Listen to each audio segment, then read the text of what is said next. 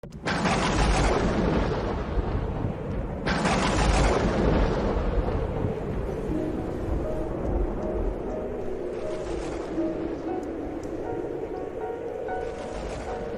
ce temps-là, Jésus disait aux grands prêtres et aux anciens du peuple, « Écoutez cette parabole. Un homme était propriétaire d'un domaine et planta une vigne. L'entoura d'une clôture et y creusa un pressoir et bâtit une tour de garde. Puis il loua cette vigne à des vignerons et partit en voyage. Quand arriva le temps des fruits, il envoya ses serviteurs auprès des vignerons pour se faire remettre le produit de sa vigne. Mais les vignerons se saisirent des serviteurs, frappèrent l'un, tuèrent l'autre, lapidèrent le troisième. De nouveau, le propriétaire envoya d'autres serviteurs plus nombreux que les premiers. Mais on les traita de la même façon. Finalement, il leur envoya son fils en se disant, « Ils respecteront mon fils. » Mais voyant le fils, les vignerons se dirent entre eux, « Voici l'héritier. Venez, tuons-le, nous aurons son héritage. » Ils se saisirent de lui, le jetèrent hors de la vigne et le tuèrent. Eh bien, quand le maître de la vigne viendra, que fera-t-il à ces vignerons? On lui répond, « Ces misérables, il les fera périr misérablement. Il louera la vigne à d'autres vignerons, qui lui en remettront le produit en temps voulu. » Jésus leur dit, « N'avez-vous jamais lu dans les Écritures? La pierre qu'ont rejetée les bâtisseurs est devenue la pierre d'angle. C'est là l'œuvre du Seigneur, la merveille devant nos yeux. Aussi, je vous le dis, le royaume de Dieu vous sera enlevé pour être donné à une nation qui lui fera produire ses fruits. » Acclamons la parole de Dieu. Cet évangile nous invite à méditer sur les droits de Dieu. Les droits de Dieu et les droits des personnes qui croient en Dieu. Voyons d'abord les droits de Dieu et les droits des personnes qui croient en Dieu d'un point de vue social. Les chrétiens sont de plus en plus persécutés et on pourrait même dire, bien qu'à un autre niveau, que les croyants sont persécutés. Cette semaine, les Nations Unies elles-mêmes ont reconnu que la persécution des croyants en général dans le monde était en augmentation. Le sécularisme devient de plus en plus agressif, ce qui, il y a quelques années, exigeait le respect et la tolérance parce qu'il disait « Si je veux avorter et que vous ne le voulez pas, vous n'avez pas à m'en empêcher parce que, selon votre religion, sont devenus des dictateurs. » La dictature du relativisme, qui n'autorise même pas à prier en silence sans bannière et sans rien devant une clinique d'avortement. L'agressivité des athées contre les chrétiens, surtout contre les chrétiens et surtout contre les catholiques, est en augmentation, je le répète, reconnue même par les Nations Unies. Il y a des années, un archevêque espagnol, Monseigneur Fernando Sebastián, aujourd'hui décédé, dans une polémique avec le gouvernement de l'époque, qui, comme aujourd'hui, était socio-communiste sur le projet et le sujet de la liberté religieuse, l'un de ses politiciens lui a dit « L'Espagne n'est plus chrétienne et il n'y a donc pas de droit pour l'Église. » Il a répondu « Mais en Espagne, nous, les catholiques, existons toujours, en tant que personnes et en tant que citoyens. Nous avons aussi des droits. Il y a donc un droit à revendiquer, mais vous ne pouvez pas revendiquer un droit pour votre religion. Mais je peux revendiquer un droit pour moi-même en tant que personne qui a le droit à la liberté religieuse. » Il ne faut pas l'oublier, il serait faux, injuste de dire que le harcèlement et la persécution des chrétiens ne sont le fait que des laïcs. Peut-être dans certains pays, mais pas dans d'autres. Il y a des persécutions contre les chrétiens en général dans les pays musulmans.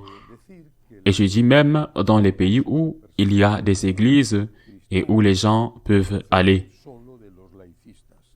Mais si l'un d'entre eux, une personne de ce pays d'origine, est née musulmane, devient chrétienne, cette personne est harcelée et persécutée, il y a donc une discrimination.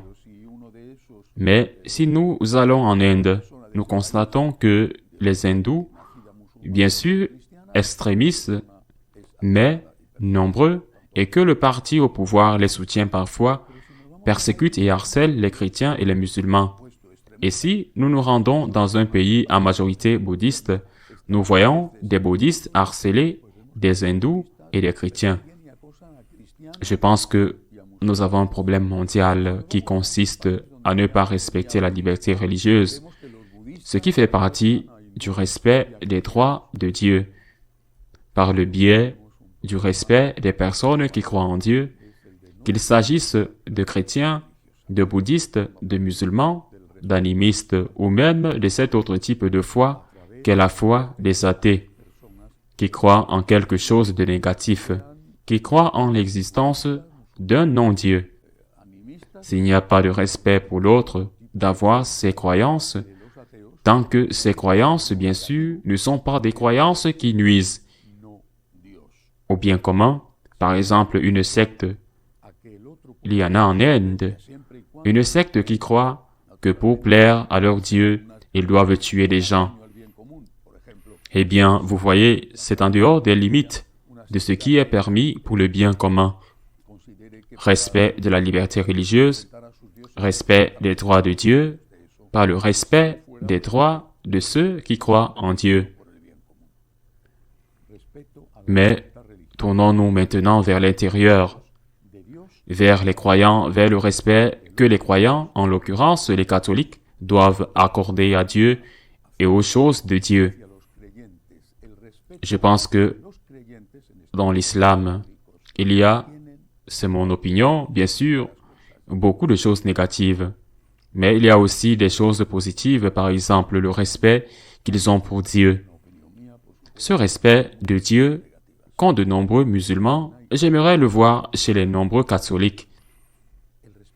Cela ne signifie pas que tous les musulmans respectent Dieu et qu'aucun catholique ne le respecte.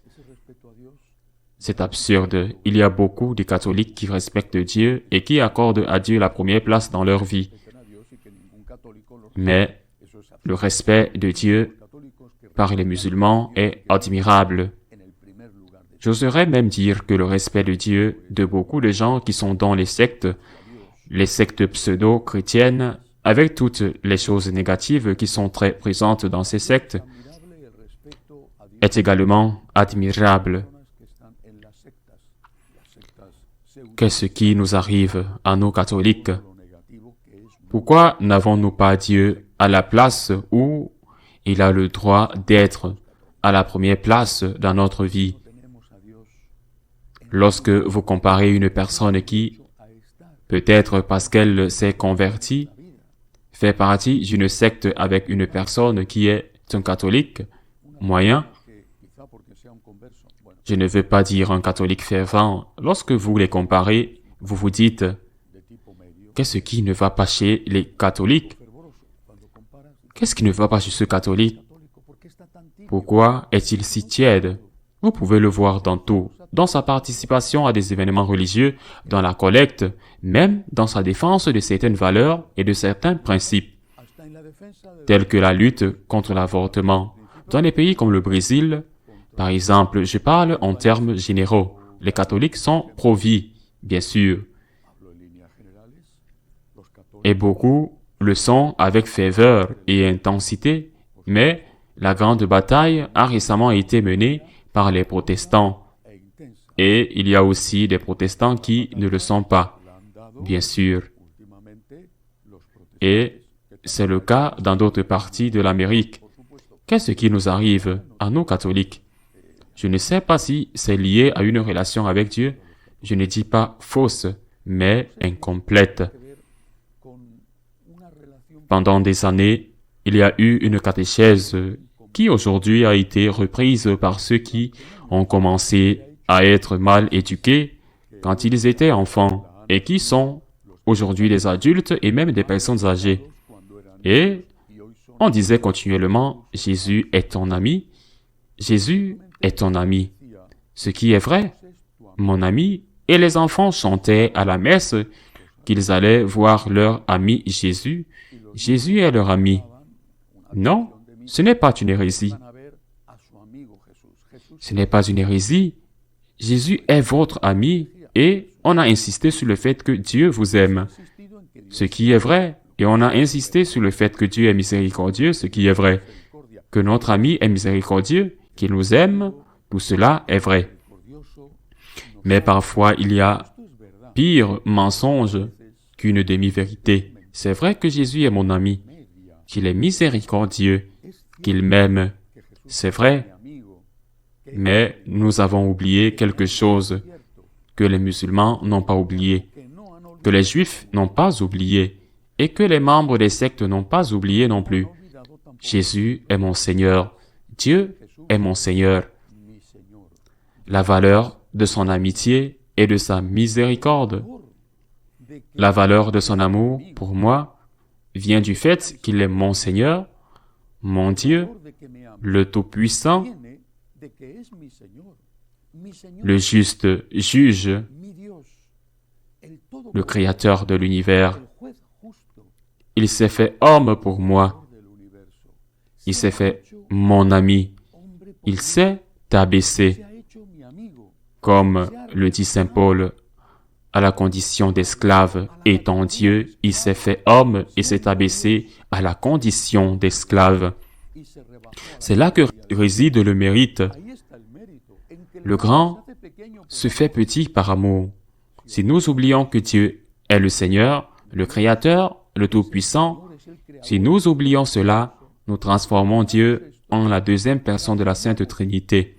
Jésus-Christ, nous le transformons en un collègue, pour utiliser un terme typique du langage familier espagnol. C'est un collègue.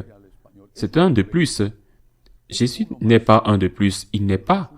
Jésus est Dieu. Jésus est mon Seigneur.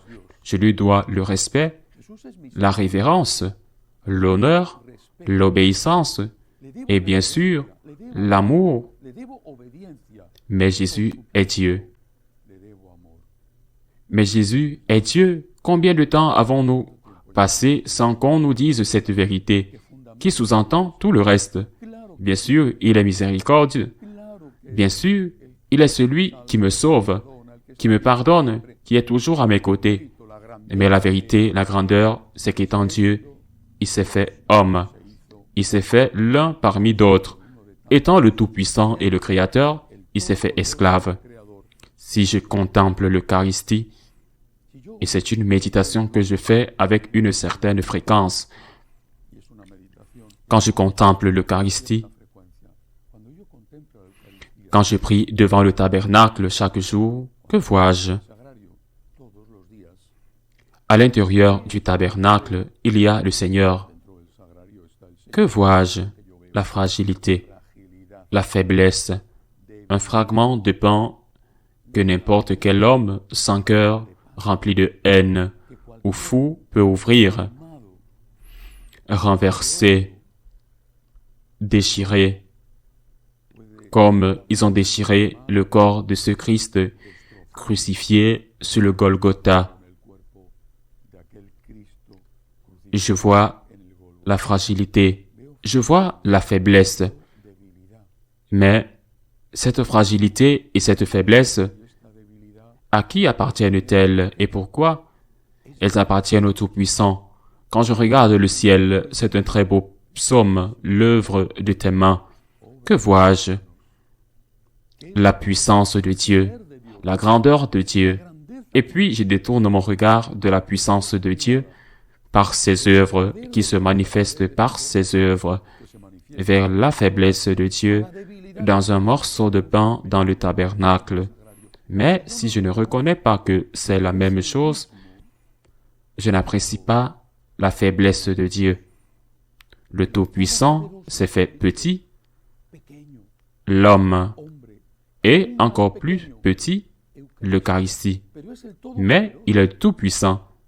Je ne peux pas dire, comme il est faible, je le maltraite en communion. en communiant dans le péché. Par exemple, je ne peux pas dire « parce qu'il est faible, je l'ignore » ou « parce qu'il est faible, je ne le respecte pas » ou en me comportant à l'intérieur de l'Église comme si j'étais sur la place, tant dans mes gestes que dans ce que je dis ou ne dis pas devant le Seigneur. Je ne peux pas faire cela car il est tout-puissant. Nous devons donc respecter les droits de Dieu et nous devons le faire en étant conscients que nous ne rendons pas service à Dieu en respectant ses droits. C'est notre devoir. Nous avons l'obligation de respecter Dieu et nous avons l'obligation d'aimer Dieu. C'est quelque chose que nous devons faire. Et quand nous ne le faisons pas, nous ne le faisons pas. Et quand nous le faisons, nous ne faisons rien d'extraordinaire. L'Évangile aujourd'hui dit qu'il avait planté la vigne et qu'il allait ramasser les fruits qui lui correspondaient. Ceux qui avaient été convenus, 30% de la récolte, ou la dîme, ou quoi que ce soit d'autre. C'était son droit. Le Seigneur a des droits sur moi, parce qu'il est mon Dieu et mon Créateur, et il a aussi droit à mon amour, parce qu'il est mon Rédempteur. Et quand je lui donne ce à quoi il a droit, je ne fais rien d'extraordinaire. Je ne lui donne pas une faveur ou une aumône. Je remplis mon obligation. Je suis un serviteur inutile qui ne fait rien de plus que ce que j'ai à faire. Et maintenant, pensons.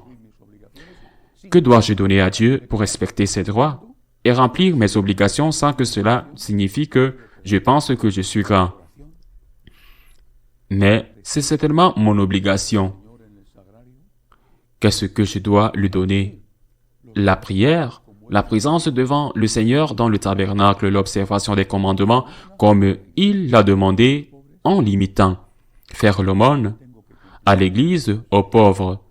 Je dois remplir mes devoirs, je dois les exercer. Bien sûr, je devrais défendre les droits de l'Église face à un monde agressif, sécularisé, laïque ou à des religions qui ne respectent pas les droits des autres. Mais je dois avant tout rendre des comptes à Dieu. Je dois être honnête envers Dieu, remplir mes devoirs envers lui pour faire les droits de Dieu. Je suis capable de les faire sans rien ressentir de particulier. Ainsi soit-il.